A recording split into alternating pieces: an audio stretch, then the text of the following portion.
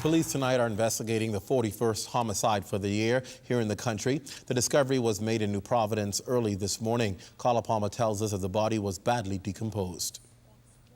2 hours after discovering the body of the man around 7:40 this morning, police classified the death as a homicide, caused, they say, by foul play, but would not say exactly what visible signs led them to make that definitive conclusion, whether the victim was shot, stabbed, or bludgeoned to death.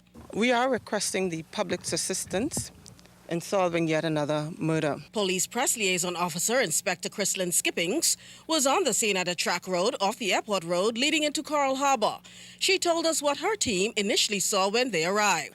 Police responded and discovered the partially decomposed body of a male wearing a khaki blue pants and a khaki blue shirt. Once again, she's appealing for the public's assistance. At present, we are uncertain of the circumstances surrounding this particular incident, and so we are appealing to members of the public who may have any information regarding this incident to kindly give us a call. Additionally, anyone who may have not seen a family member in a few days, we're asking you to also give us a call at 919 or 322-3333, or you can contact the Central Detective Unit at 502-9991, or you can contact Crime Stoppers at 328-TIPS. Carla Palmer, ZNS News. Police have charged 20-year-old Dolphin Drive resident Clarence Smith with the April 17th murder of Kanochi Knowles. The victim was reportedly at an establishment on Lightburn Avenue in the Rock Crusher area off Farrington Road when he was approached by a man and shot multiple times. Now, during today's proceedings before Chief Magistrate Roger Gomez, Smith was not required to enter a plea as a voluntary bill of indictment will be filed. Following the arraignment, Smith complained through his attorney Ramona Farquharson that he was brutalized while in police custody and forced to take part in an interview and an identification parade.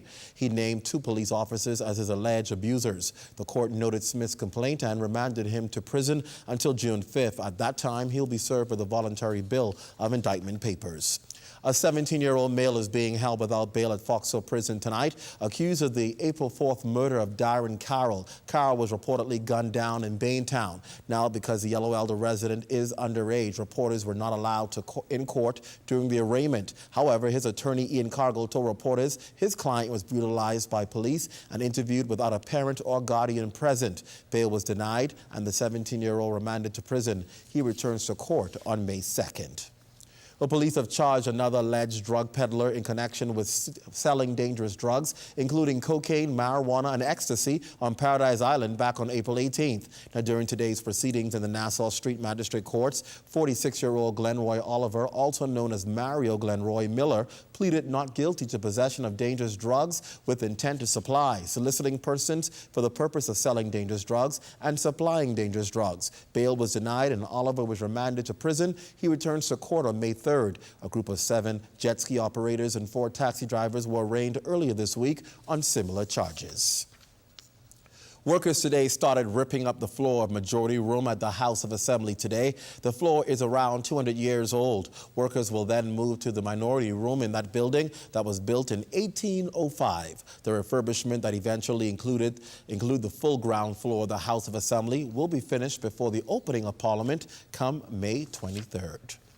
Well, Campbell Shipping Company honored a group of young seafarers. The shipping giant usually honors its international seafarers, but this year decided to highlight Bahamian seafarers, considered the backbone of the shipping industry.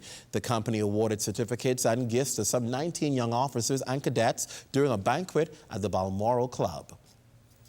In 20 years' time, you wouldn't want to be repenting that the things that you didn't do. So here is the time for you to put that diligence, the commitment into your work, into your learning, which may be even cleaning the dirty engine room bilges floor to the navigating the ship.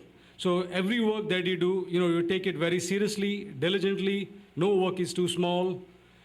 When you become a captain, you can't tell anybody what to do if you haven't done it yourself. The Human Resources Manager Rosetta Anderson Roll also lauded the youngsters for distinguishing themselves in their chosen career. Today we have in this room young men and women who are committed to excelling in the maritime industry, cadets, 4th, 3rd, and 2nd officers, and eventually captains on a Campbell shipping vessel or possibly any one of the 1,500 vessels. registered under our very own Bahamian flag. Today, we are especially proud of our women seafarers who have so ably taken on the challenge to develop their careers in the shipping industry in what is largely a male-dominated arena. Welcome to your Royal Fidelity Business News. I'm Cyan Thompson. Topping business news tonight, some $900 million to date is already secured for the redevelopment of the Lynden Pindling International Airport, the Nassau Development Company confirmed in a report. Recently, $255 million has been added, making up the total sum of $900 million. Two of the key areas the money will be used for are the construction of phases 2 and 3. Zonta is honoring Bahamian women throughout the country who've been trailblazers in business, education, labor union, law, banking, and many other areas. They are being called Zonta's Living Legends. Apple releasing numbers on the sale of the company's products. This week, Apple reported doubling its profits in the first 3 months of the year, largely due to the strength of their iPhones. In the last 3 months, Apple sold 35 million iPhones, which far exceeded their predictions. It also sold 4 million Mac computers, 11 million iPads, 7 million iPods during the quarter.